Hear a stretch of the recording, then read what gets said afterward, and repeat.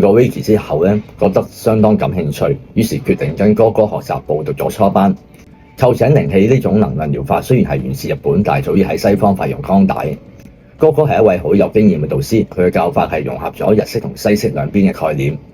實體堂上邊除咗講解 Reiki 嘅歷史同埋理論之外咧，仲有好重要嘅3個部分。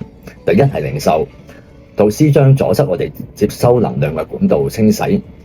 第二，教我哋點樣感受靈氣。第三，即場練習，學員之間互相幫對方運用靈氣。上完堂之後咧，我發覺靈氣並唔係咩神秘嘅技能，一般人好似我咁，只要肯專注，其實都可以做到啊。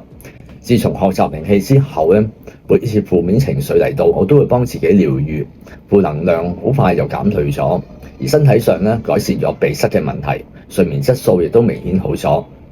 初班只係一個開始，要成為靈氣師就要繼續學習啦。